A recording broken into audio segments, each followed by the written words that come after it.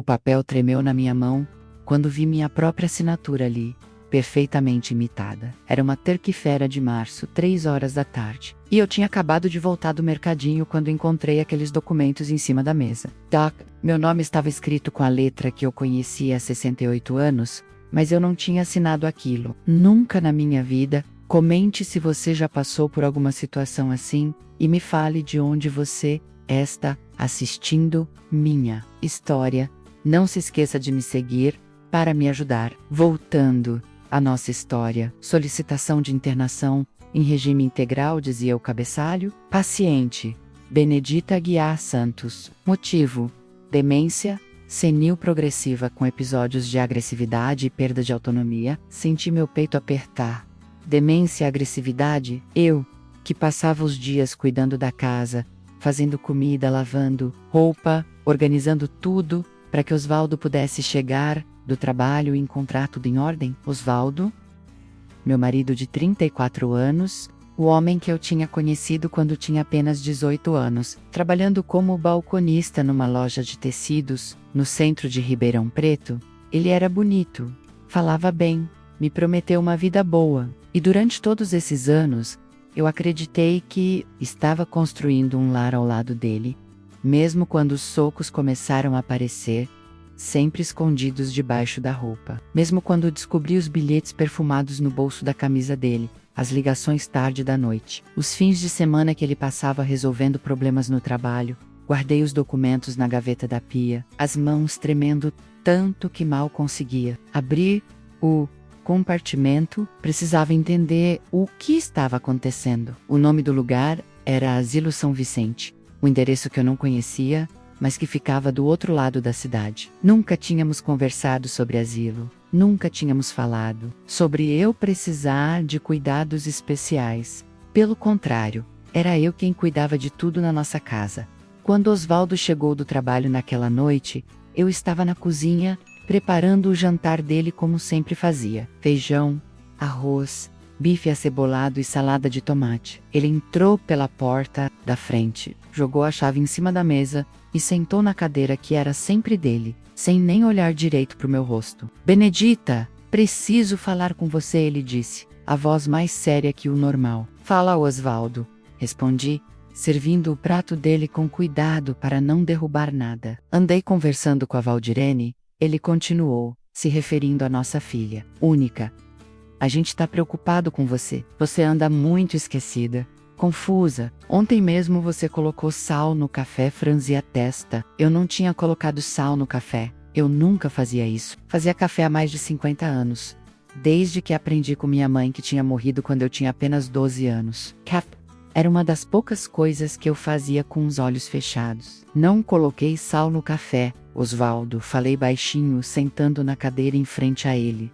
Tá vendo? Você nem lembra, ele respondeu, balançando a cabeça. E semana passada você esqueceu o gás ligado. Podia ter explodido a casa inteira. Isso também não era verdade. Eu sempre verificava o fogão 2 vezes antes de sair de casa. Era um hábito que tinha desde menina, quando minha mãe me ensinou a cozinhar. Mas não adiantava discutir com Osvaldo. Quando ele decidia que algo era de um jeito, não havia conversa que mudasse sua opinião. A Valdirene sugeriu que você fosse para um lugar onde pudesse receber cuidados adequados. Ele continuou, cortando o bife em pedaços pequenos. Tem um asilo muito bom aqui perto, lugar limpo, com enfermeiras, outras pessoas da sua idade para conversa. Senti meu mundo desabar. Asilo.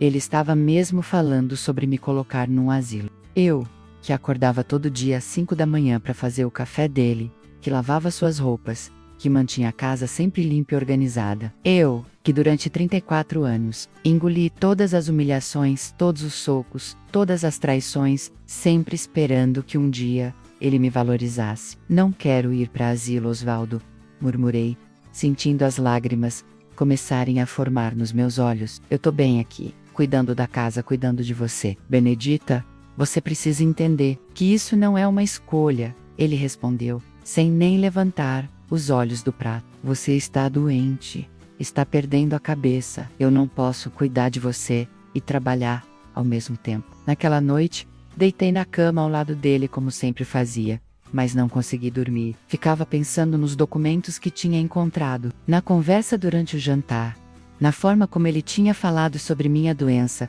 como se fosse algo óbvio, indiscutível. Eu não estava doente.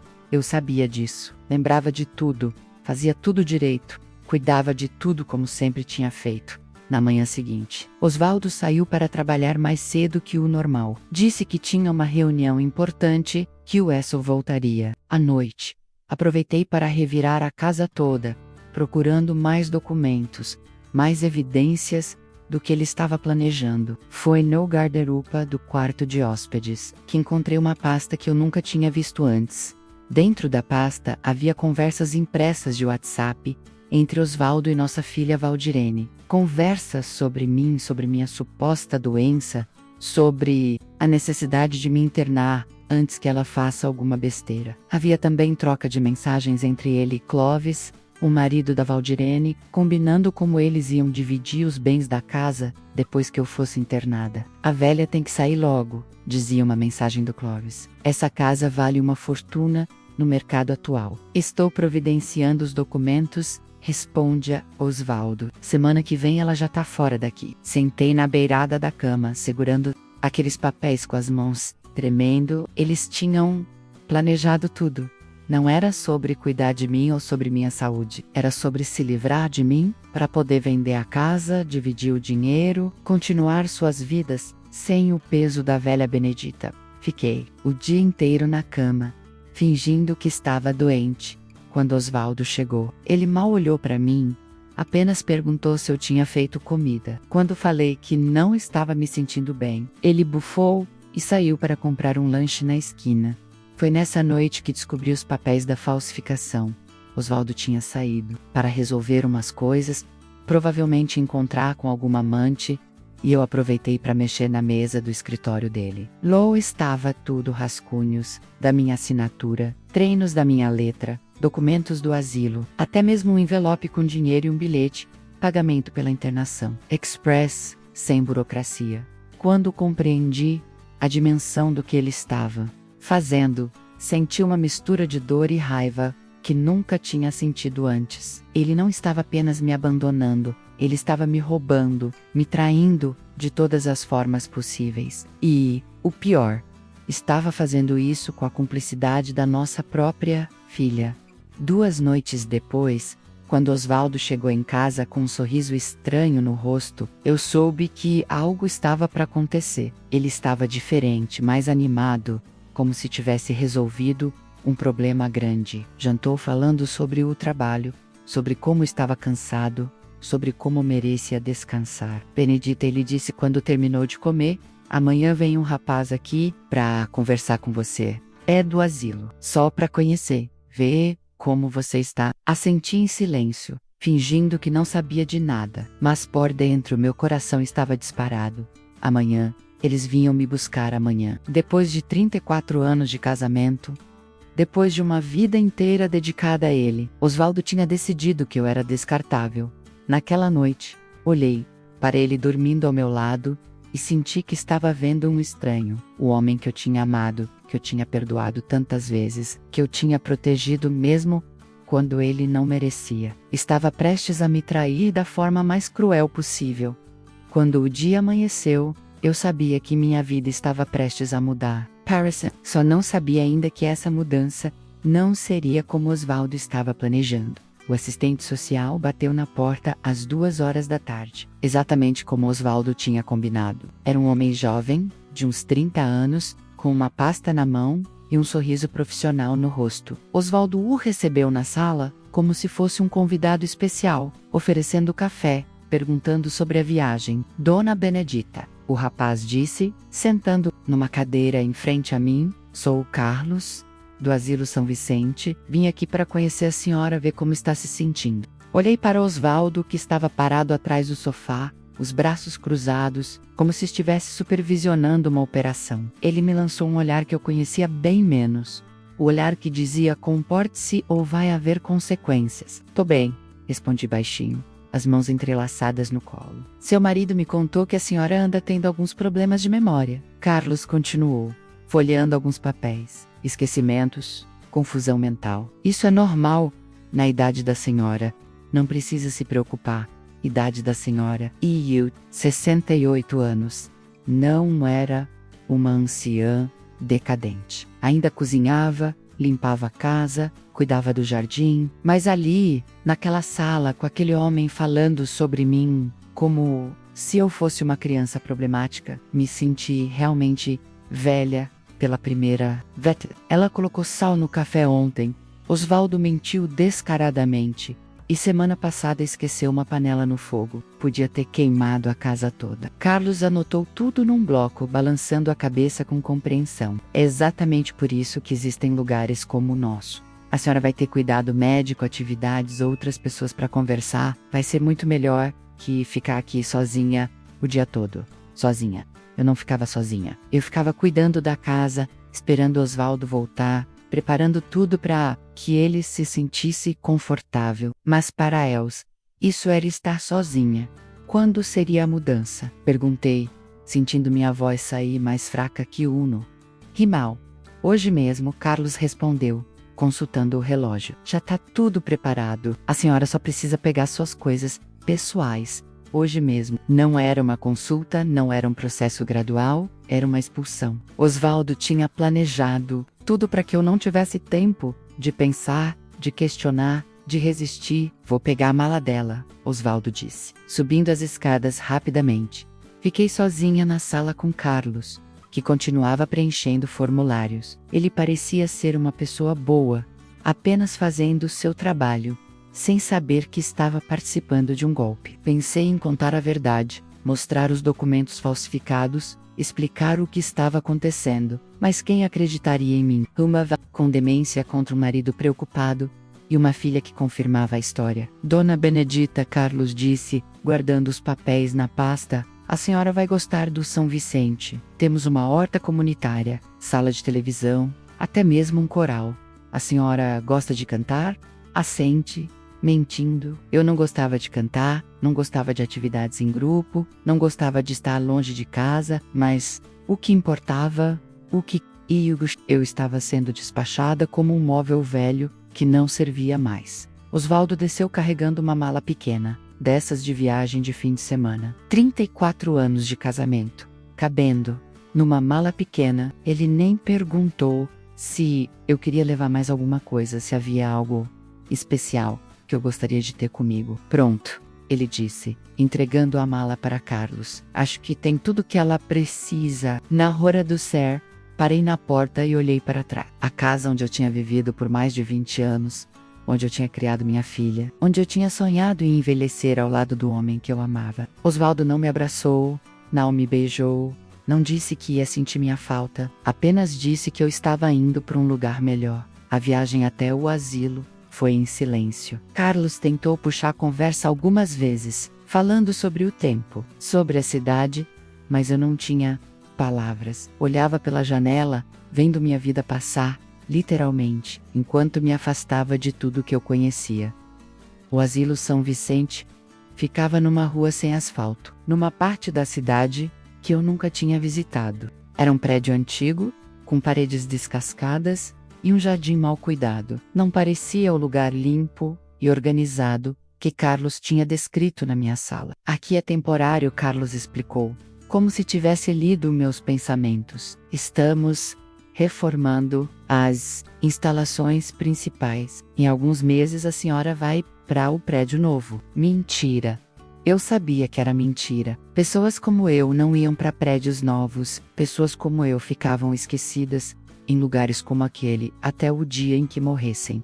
Na recepção, uma mulher de uns 50 anos me recebeu com um sorriso cansado. Dona Benedita, eu sou a Solange, enfermeira-chefe. Vou mostrar seu quarto. Seguimos por um corredor comprido, com cheiro de desinfetante e comida requentada. Havia velhinhos sentados em cadeiras de rodas pelos cantos, alguns conversando sozinhos, outros simplesmente olhando para o nada. Era isso que me esperava, virar uma dessas pessoas perdidas, esquecidas, esperando apenas o fim. Meu quarto tinha 6 camas todas ocupadas, 5 mulheres que mal levantaram os olhos quando entrei. Minha cama era a que ficava mais perto da janela, o que poderia ser um consolo, se a vista não fosse para um muro cinza e descascado. O jantar é às 6, Solange explicou, colocando minha mala pequena em cima da cama. Café da manhã, às 7, almoço ao meio-dia. Tem atividades recreativas à tarde, mas a senhora pode participar só se quiser. Quando ela saiu,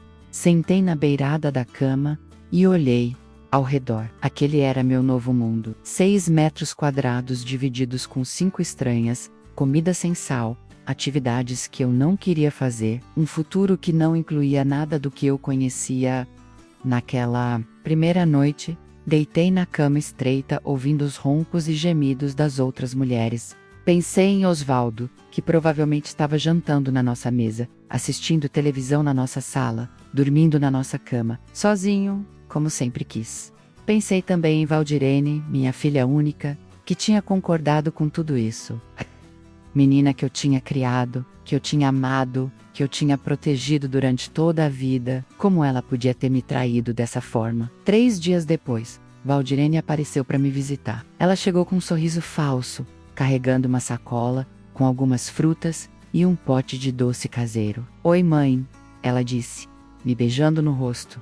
Como está se adaptando? Quero ir para casa, Valdirene, respondi direto, sem rodeios. Ei, senhora está muito melhor aqui. Olha só, tem gente da sua idade, tem atividades, tem cuidado médico. Em casa a senhora ficava sozinha o dia todo. Eu não ficava sozinha, eu cuidava da casa, esperava vocês. Mãe, a senhora estava ficando confusa, esquecia as coisas, fazia coisas estranhas. Papai estava preocupado, eu estava preocupada. Aqui a senhora tem tudo o que precisa. Olhei para minha filha, tentando encontrar nela a criança que eu tinha criado, a jovem que eu tinha ajudado a casar, a mulher que eu pensava que me amava, mas ali só havia uma estranha repetindo mentiras ensaiadas. Seu pai está bem? Testando. Tá sim, disse que vai te visitar em breve. Outra mentira. Osvaldo nunca ia me visitar. Ele estava comemorando, finalmente livre do peso que eu representava. Valdirene ficou apenas 1 hora. Tempo suficiente para aliviar a consciência. Quando ela saiu, prometi a mim mesma que aquela não seria minha vida. De alguma forma, Sir Darley, só não sabia ainda como. Foi na semana seguinte que Solange me chamou para conversar. Ela tinha recebido uma ligação estranha, de um advogado procurando por parentes da família Aguiar. Meu coração disparou quando ela falou. Esse nome, Aguiar, era o sobrenome da minha mãe, Carmen Aguiar, que tinha morrido quando eu era apenas uma criança. A senhora tem parentes com esse sobrenome? Solange perguntou. Minha mãe era Aguiar, respondi, sentindo algo despertar dentro de mim. Mas ela morreu há muito tempo. Não tenho mais contato com a família dela. Esse advogado disse que está procurando herdeiros. Talvez seja importante. Pela primeira vez em semanas, senti uma centelha de esperança. Talvez houvesse uma saída. Talvez o nome Aguiar fosse a chave para uma vida diferente do que Osvaldo tinha planejado para mim. O advogado chegou no dia seguinte, uma sexta-feira chuvosa de abril. Dr. Maurício Ferreira era um homem de uns 50 anos, bem vestido, com pasta de couro e um olhar sério. Quando Solange me chamou para conversar com ele na salinha da administração, senti meu coração bater mais forte. Dona Benedita, ele disse, consultando alguns documentos, a senhora é filha de Carmen Aguiar, falecida em 1967? Sim, respondi, sentindo a garganta apertar. Falar sobre minha mãe sempre doía. Ela tinha morrido de pneumonia quando eu tinha apenas 12 anos, me deixando órfã para ser criada por vizinhos. E seu avô era Antônio Aguiar, também falecido. Era assim. Mas ele morreu antes de eu nascer. Minha mãe falava pouco da família dela. Dr. Maurício abriu a pasta e espalhou alguns papéis sobre a mesa. Dona Benedita, estou representando o espólio de Sebastião Aguiar, irmão de sua mãe. Ele faleceu há 3 meses, em São Paulo. Lembrei vagamente de minha mãe mencionando um irmão que tinha ido embora de Ribeirão Preto, quando, jovem. mas ela nunca falava muito sobre ele. Dizia apenas que ele tinha seguido outro caminho, que tinham se perdido de contato. Sebastião Aguiar construiu uma empresa de transportes muito bem sucedida. O advogado continuou. Frota Aguiar Transports. Ele nunca se casou, não teve filhos. Segundo nossos registros, a senhora é a única herdeira viva. Heriter. A palavra ecoou na minha cabeça como se fosse de outro idioma. Eu, que estava ali num asilo, abandonada pela própria família, era herdeira de alguém? Quanto seria a herança? Perguntei, mal conseguindo acreditar que estava fazendo essa pergunta. 15 milhões de reais. Ele respondeu calmamente. Fora os bens imóveis que incluem a sede da empresa, 2 galpões, uma casa em São Paulo e uma chácara em Campinas. Senti o mundo girar ao meu redor. 15 milhões de reais. Eu, que durante a vida inteira tinha vivido contando centavos, preocupada com a conta de luz, economizando no mercado, eu, que estava ali naquele asilo porque meu marido dizia que não tinha dinheiro para um lugar melhor. Existe algum erro? Perguntei, tentando processar a informação. Não, senhora. Contratamos genealogistas para localizar os herdeiros. Sebastião Aguiar deixou instruções específicas de que, caso não tivesse descendentes diretos, a herança deveria ir para os filhos de sua irmã Carmen. A senhora é a única. Dr. Maurício me explicou que precisaria de alguns documentos para dar início ao processo de inventário. Certidão de nascimento, RG, comprovante de residência. Quando mencionei o comprovante de residência, ele franziu a testa. A senhora mora aqui no asilo? Ele perguntou, olhando ao redor da salinha modesta. Moro, respondi, sentindo vergonha. Meu marido me trouxe aqui porque disse que eu estava doente. Don't come on. Respirei fundo e contei tudo. Os documentos falsificados, a conversa com Osvaldo, as mensagens que eu tinha encontrado, o plano para me internar e vender nossa casa. Dr. Maurício ouvia atentamente, fazendo anotações da Ana Benedita. Isso é muito grave. Falsificação de documento, cárcere privado, apropriação indébita. A senhora quer processar seu marido? Quero, respondi sem hesitar. Quero que ele pague por tudo que fez. Vou precisar ver esses documentos que a senhora mencionou. Expliquei que eles estavam na minha casa, no guarda-roupa e na mesa do escritório. Dr. Maurício disse que pediria uma ordem judicial para apreender as evidências. Enquanto isso, vou começar o processo. D&M Kings Dash. A senhora estará fora daqui, com acesso aos primeiros recursos da herança. Quando ele saiu, fiquei sozinha na salinha, tentando absorver tudo o que tinha acontecido. Eu era rica. Eu tinha 15 milhões de reais. Eu podia sair dali quando quisesse, comprar uma casa, viver com dignidade, mas mais importante que isso, eu finalmente tinha armas para lutar contra Osvaldo, naquela noite. Pela primeira vez em semanas, dormi bem. Sonhei com minha mãe, que apareceu sorrindo, dizendo que seu irmão Sebastião finalmente tinha me encontrado. Acordei sentindo que ela tinha enviado essa bênção do céu. Os dias seguintes foram de ansiedade e expectativa. Dr. Maurício ligava diariamente com atualizações. Ele tinha conseguido a ordem judicial e encontrado todos os documentos falsificados na minha casa. Tinha também descoberto que Osvaldo havia movimentado nossa conta poupança, sacando praticamente todo o dinheiro. Conseguimos rastrear para onde foi o dinheiro. Ele me contou numa ligação. Seu marido alugou um apartamento para uma mulher chamada Jéssica, de 28 anos. Também comprou um carro para ela, Jéssica. Finalmente a amante tinha nome, 28 anos. Quando eu tinha 28 anos, estava grávida da Valdirene lavando fralda, cuidando da casa, sendo a esposa perfeita, enquanto Osvaldo provavelmente já olhava para outras mulheres. Dr. Maurício, eu disse, além de processar meu marido, eu quero que a casa seja vendida. Quero que ele perca tudo. Vou verificar em nome de quem está o imóvel. 2 dias depois, ele ligou com más notícias. Dona Benedita, a casa está no nome do seu marido. Legalmente, a senhora não pode forçar a venda, mas eu morei lá por mais de 20 anos, eu ajudei a pagar, infelizmente, no regime de casamento que vocês têm. Bens adquiridos antes do matrimônio permanecem com o proprietário original. Senti uma pontada de decepção, mas logo lembrei, eu tinha 15 milhões de reais. Eu não precisava da casa. Eu podia comprar uma casa melhor, maior, mais bonita. Eu podia comprar 10 casas se quisesse, na segunda-feira seguinte. Exatamente. 15 dias após nosso primeiro encontro, Dr. Maurício voltou ao asilo. Desta vez, ele trazia uma pasta ainda maior e um sorriso no rosto.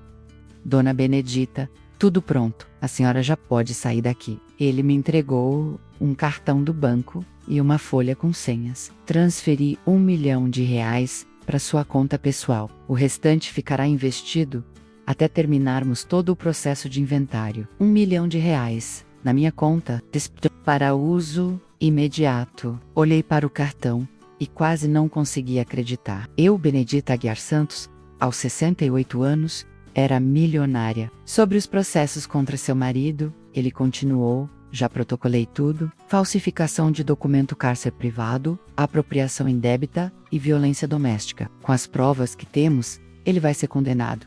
E minha filha? Ela também participou do esquema, estelionato e cumplicidade. Ela também vai responder. Fiz minha mala pequena pela última vez. As mesmas roupas que eu tinha trazido 3 meses antes, agora carregadas por uma mulher completamente diferente. Eu não era mais a velha abandonada, confusa, doente. Eu era a herdeira de Sebastião Aguiar, uma mulher com recursos para lutar para a Seivinger, para reconstruir sua vida.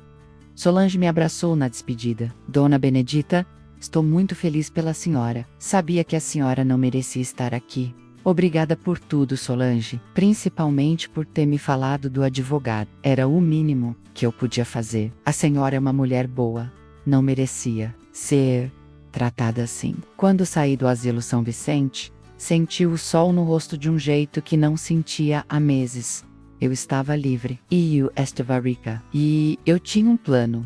Primeiro, eu ia comprar uma casa, não qualquer casa, menos uma mansão no bairro mais caro de Ribeirão Preto, onde Osvaldo e suas amigas pudessem me ver passando de carro importado. Segundo, eu ia contratar um investigador particular para descobrir todos os podres dele, todas as traições, todas as mentiras. Terceiro, eu ia usar minha fortuna para destruir a vida dele da mesma forma que ele tinha tentado destruir a minha. Mas antes de tudo isso, eu precisava de um lugar para ficar. Dr. Maurício me levou para um hotel no centro da cidade, um lugar discreto onde eu pudesse me reorganizar. Quando chegamos no quarto, ele me entregou mais documentos. Dona Benedita, há mais uma coisa que preciso lhe contar sobre seu tio Sebastião, ele disse, com uma expressão séria. Ele deixou uma carta para ser entregue pessoalmente à senhora. Ele me entregou um envelope lacrado,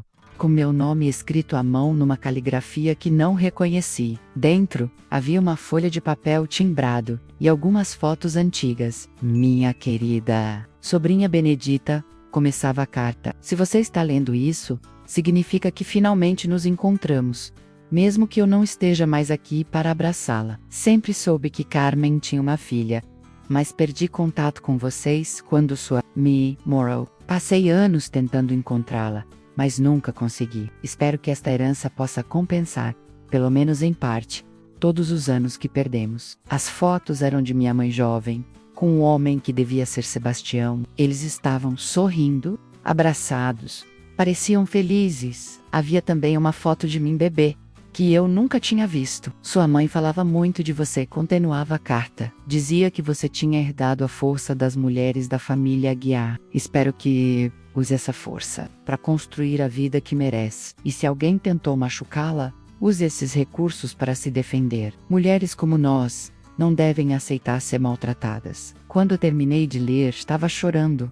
Sebastião sabia, de alguma forma ele sabia que eu precisaria dessa herança para lutar. Como se o destino tivesse conspirado para me dar as armas necessárias no momento certo. Naquela noite, deitei na cama do hotel e fiz uma promessa para mim mesma. Osvaldo ia descobrir que tipo de mulher ele tinha tentado descartar. E quando descobrisse, seria tarde demais para pedir perdão. A primeira coisa que fiz na manhã seguinte foi procurar uma imobiliária. Não qualquer imobiliária, menos a mais cara e exclusiva de Ribeirão Preto.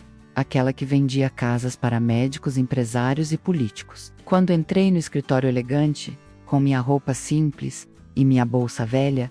A recepcionista me olhou com desdém.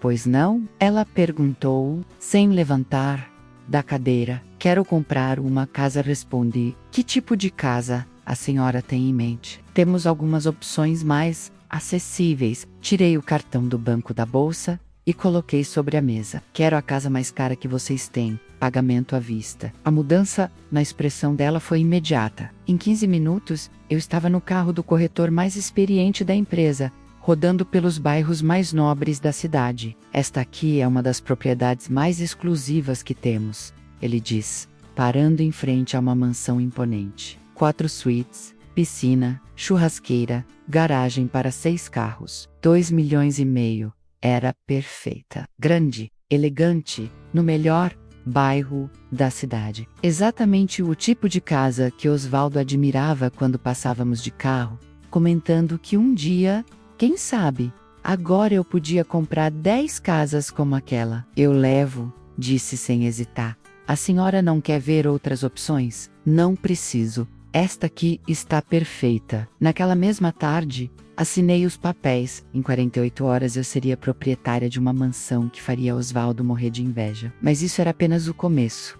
Meu próximo passo foi contratar detetive Ramos, um investigador particular que Dr. Maurício me recomendou. Era um homem discreto de uns 40 anos, que trabalhava com casos de infidelidade e fraudes. Quero saber tudo sobre meu marido, eu disse, entregando a ele todas as informações que eu tinha. Onde ele vai, com quem se encontra, quanto gasta, há quantos anos me trai, quanto tempo a senhora tem para essa investigação, o tempo que for necessário. Dinheiro não é problema, detetive Ramos sorriu. Casos assim são minha especialidade. Em 2 semanas, a senhora vai saber mais sobre seu marido do que ele mesmo sabe. Enquanto esperava os resultados da investigação, tratei de me equipar para a guerra que estava por vir. Comprei roupas novas, fiz cabelo, unhas, contratei uma personal trainer. Não era vaidade, era estratégia. Queria que Osvaldo me visse renovada, poderosa, completamente diferente da mulher que ele tinha despachado para o asilo. Também comprei um carro. Não um carro qualquer, um BMW azul marinho 0 km que custou mais do que Osvaldo ganhava. M2. Quando saí da concessionária dirigindo aquela máquina, senti uma satisfação que não sentia há décadas. Foi numa quarta-feira que mudei para minha mansão nova. Contratei uma empresa de mudanças para buscar meus pertences. Na casa onde eu tinha morado com Osvaldo, mas quando chegaram lá, descobriram que ele havia trancado tudo. Não importava. Eu comprei móveis novos, eletrodomésticos novos, tudo novo e melhor. Naquela primeira noite na mansão, sentei na varanda com vista para a cidade e pensei em como minha vida tinha mudado. 3 meses antes, eu era uma mulher invisível, maltratada, prestes a ser descartada. Agora, eu era dona de uma fortuna, morando numa casa que era um palácio, pronta para lutar. Detetive Ramos ligou na sexta-feira com as primeiras descobertas. Dona Benedita, seu marido está levando uma vida dupla há muito mais tempo do que a senhora imagina. Ele veio até minha casa para mostrar as fotos e documentos. Osvaldo não tinha apenas uma amante. Tinha pelo menos 3. Jéssica, de 28 anos, era apenas a mais recente. Havia também Cleide, de 42, que trabalhava no banco onde ele tinha conta, e Marta, de 35, que era casada e se encontrava com ele às quintas-feiras. Ele gasta em média R$3.000 por mês com essas mulheres. Ramos continuou. Presentes, jantares, motéis, tudo pago com o dinheiro da conta conjunta que vocês tinham. E minha filha, ela sabe disso. Não apenas sabe, como ajuda Valdirene mente para as amantes. Inventa desculpas quando seu marido não pode encontrar com elas. Até mesmo empresta o apartamento dela para alguns encontros. Senti uma dor no peito que não era só raiva, menos era decepção profunda. Minha própria filha, que eu tinha criado com tanto amor, estava ajudando o pai a me trair. Eles eram uma família criminosa e eu era a única que não sabia. Tem mais, Ramos disse, abrindo outra pasta. Seu marido está com problemas financeiros sérios. Ele pediu empréstimo no banco usando a casa como garantia. Se não pagar, perde tudo. Quanto ele deve? R$200.000. E o prazo vence em 2 meses. Isso explicava a pressa em me internar. Osvaldo precisava vender a casa para pagar a dívida, mas não podia fazer isso comigo morando lá. Por isso a internação forçada, os documentos falsificados, todo o esquema para me tirar do caminho. Dr. Ramos, eu disse, sentindo um plano se formar na minha cabeça. Preciso que o senhor descubra quem é o dono do banco, onde meu marido deve dinheiro. Para quê? Quero comprar a dívida dele. Ramos me olhou com respeito. A senhora é uma mulher muito inteligente. Não, doutor. Eu sou uma mulher muito magoada, e mulheres magoadas podem ser perigosas. Uma semana depois, eu era proprietária da dívida de Osvaldo. Custou-me R$250 mil, mas valeu cada centavo. Agora eu tinha o poder de tomar a casa dele, de deixá-lo na rua, de destruir tudo que ele tinha construído. Mas, antes de executar meu plano, resolvi dar uma passada na minha antiga casa. Queria ver como Osvaldo estava vivendo sem mim, se estava feliz com sua liberdade conquistada. Estacionei o BMW na frente da casa numa tarde de quinta-feira. Era o dia dos encontros com Marta e a amante casada. Toquei a campainha e esperei. Quando Osvaldo abriu a porta, a expressão dele foi de choque total. Benedita, o que você está fazendo aqui? Como posso entrar, Osvaldo? Preciso pegar algumas coisas. Ele estava diferente, mais magro, com olheiras, barba por fazer. A casa, que sempre mantive impecável, estava bagunçada, com louça suja na pia e roupas espalhadas. Você saiu do asilo? Ele perguntou, ainda em choque. Saí. Descobri que não estou doente. Imagine só. Mas como você conseguiu? Não tinha dinheiro, não tinha onde ir. Sobre isso, eu disse, tirando as chaves do BMW da bolsa, herdei uma fortuna, R$15 milhões. Surpresa? Osvaldo ficou branco, literalmente branco. Sentou numa cadeira, como se as pernas tivessem falhado. 15 milhões. Pois é, meu tio Sebastião, irmão da minha mãe, era muito rico. Deixou tudo para mim. Estou morando numa mansão agora, com piscina, 6 carros na garagem. Vira, boa, Benedita, eu posso explicar sobre o asilo. Não precisa explicar nada, Osvaldo. You say de tudo. Os documentos falsificados, o plano com a Valdirene, sua intenção de vender a casa. Sei também sobre suas amantes. Jéssica, Cleide, Marta. Conhece essas, não é? Ele estava suando, passando a mão pelos cabelos nervosamente. Você não entende, eu estava desesperado, com dívidas. Sobre suas dívidas, eu disse, tirando um papel da bolsa, comprei elas. Agora você me deve R$200 mil. E esta casa é minha garantia. Você fez o quê? Comprei sua dívida, Osvaldo. Legalmente, posso tomar esta casa. Se você não me pagar em 60 dias... Osvaldo levantou da cadeira desesperado. Benedita, por favor, a gente pode conversar. Resolver isso. Resolver? Como você tentou resolver quando me internou num asilo? Como você tentou resolver quando forjou minha assinatura? Como você tentou resolver quando gastou nosso dinheiro com suas amantes? Eu estava errado, eu reconheço, mas podemos recomeçar. A gente se ama. Eu amava você, Osvaldo. Por 34 anos eu amei um homem que nunca existiu. Agora eu conheço quem você realmente é. Nesse momento, a campainha tocou. Osvaldo olhou para mim, apavorado. Não atende, ele sussurrou. Por favor. Claro que vou atender, eu disse, indo até a porta. Deve ser a Marta, quinta-feira é dia dela, não é? Abri a porta e encontrei uma mulher loira, de uns 35 anos, bem vestida, com um sorriso que morreu quando me viu. Desculpe, ela disse. Acho que me enganei de casa. Não se enganou não, querida. Você é a Marta, não é? Isso. A Benedita, esposa do Osvaldo? Entre, por favor. Marta ficou vermelha, gaguejou algumas desculpas e saiu correndo. Osvaldo estava atrás de mim, mortificado. Benedita, isso não é necessário. Não é necessário? Você achou necessário me internar para poder receber suas amantes na minha casa. Eu acho necessário que elas saibam que você é um homem casado. O que você quer? Dinheiro. Eu posso te dar dinheiro. Osvaldo, você não entendeu ainda? Eu tenho R$15 milhões. Eu não preciso do seu dinheiro. Eu não preciso de nada seu. Então, o que você quer? Olhei para aquele homem que tinha sido meu marido por mais de 3 décadas, que tinha me batido, me traído, me humilhado e finalmente tentado me descartar como lixo. E disse a verdade. Eu quero justiça, Osvaldo. Quero que você pague por tudo que fez e vai pagar. Processo por processo, centavo por centavo, humilhação por humilhação. Saí da casa de Xandoou ali, sentado na cadeira, com cara de quem tinha visto um fantasma. Mas eu não era um fantasma. Eu era uma mulher viva, rica, poderosa e pronta para a guerra. Ao dirigir de volta para minha mansão, sorri pela primeira vez em anos. A vingança ainda nem tinha começado direito, e eu já estava me sentindo vitoriosa. Osvaldo ia descobrir que a velha maluca que ele tinha tentado internar era muito mais inteligente e perigosa do que ele imaginava. 2 meses depois da minha visita a Osvaldo, meu plano estava funcionando perfeitamente. Ele não conseguiu pagar a dívida, obviamente, então executei a garantia e tomei a casa.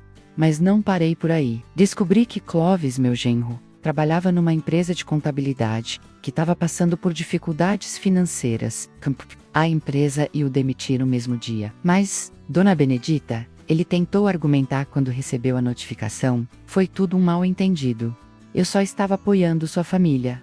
Apoiando? Você estava, era planejando dividir os bens da casa depois que eu fosse internada. Tenho as mensagens, Clóvis, todas elas. Valdirene veio me procurar na semana seguinte. Ela chegou na minha mansão chorando, implorando perdão, dizendo que tinha sido manipulada pelo pai. Recebi ela na varanda, servindo um chá caro numa porcelana fina que ela nunca tinha visto. Mãe, por favor. Ela chorava. Eu sei que errei, mas eu sou sua filha. Você não pode me abandonar assim. Abandonar? Repeti, tomando um gole do chá. Você que me abandonou, Valdirene. Você que assinou minha sentença para aquele asilo. Você que ajudou seu pai a falsificar documentos. Eu achei que estava fazendo o melhor para a senhora. Papai disse que a senhora estava doente. Mentor. Vocês sabiam que eu estava bem. Vocês só queriam se livrar de mim para poder dividir os bens. Mostrei a ela cópias de todas as mensagens que detetive Ramos tinha conseguido. As conversas sobre vender a casa, sobre dividir o dinheiro, sobre como eu era um estorvo que precisava ser removido. Valdirene, você tem 2 filhos. Imagine se, daqui a 40 anos, eles fizessem isso com você. Imagine se eles te internassem num asilo para ficarem com seus bens. Ela chorou ainda mais alto. Mãe, eu posso reparar o erro, posso ajudar a processar o papai. Não precisa, meus advogados já estão cuidando disso. Aliás, soube que você foi despejada do apartamento. O novo proprietário disse que não vai renovar nosso contrato. Pois é. Eu que comprei o prédio inteiro, transformei em um lar para idosos abandonados pela família. Irônico. Não acha? Valdirene me olhou com horror. A senhora comprou meu prédio, comprei, e também a escola onde meus netos estudam. Eles vão ter que se mudar, procurar outro lugar, mas tenho certeza de que vocês vão se virar. Afinal, vocês são tão independentes. Mãe, pelo amor de Deus, Valdirene, sabe o que mais me dói? Não é nem a traição. É saber que criei uma filha capaz de internar a própria mãe por dinheiro. Isso me quebra o coração. Ela saiu da minha casa aos berros, dizendo que eu tinha ficado louca com o dinheiro, que eu era uma mulher amarga e vingativa. Talvez ela tivesse razão sobre a vingança. Mas eu não era amarga menos. Eu era finalmente livre. O processo contra Osvaldo correu rapidamente. Com todas as provas que tínhamos, ele não teve como se defender. Foi condenado por falsificação de documento, cárcere privado e apropriação indébita. A pena foi de 4 anos em regime semiaberto, mas como ele tinha mais de 60 anos e era réu primário, cumpriria em regime domiciliar, numa casa que ele não tinha mais. Quando os oficiais de justiça foram buscá-lo para explicar a situação, ele estava morando num quartinho nos fundos da casa da Jéssica, a amante de 28 anos. Ela havia se cansado de sustentar um homem falido e o havia expulsado do apartamento que ele tinha alugado com meu dinheiro. Ele pode cumprir a pena na casa de parentes, o oficial explicou. Ele não tem parentes, eu menti. A filha dele cortou relações, os irmãos moram longe. Foi assim que Osvaldo acabou no mesmo asilo de onde eu tinha saído. Asilo São Vicente. Quarto, número 14. Cama, ao lado da janela, menos a mesma cama onde eu tinha dormido por 3 meses. Solange, a enfermeira, me ligou no dia em que ele chegou. Dona Benedita, seu marido foi internado aqui. Ele está pedindo para falar com a senhora. Diga a ele que eu pago as mensalidades pontualmente. É só isso que ele precisa saber. A senhora que está pagando? Faço questão de que ele tenha o melhor atendimento, comida na hora certa, remédios quando precisar, banho todos os dias. Tudo que ele achou que eu não merecia. 6 meses depois, recebi uma ligação de Dr. Maurício. Dona Benedita, seu marido, está pedindo o divórcio. Ele diz que não suporta mais viver sabendo que a senhora controla tudo na vida dele. Divórcio? Depois de 34 anos, ele quer divórcio. Ele alega que a senhora se tornou uma pessoa diferente, que não consegue mais conviver com essa situação. Ri alto.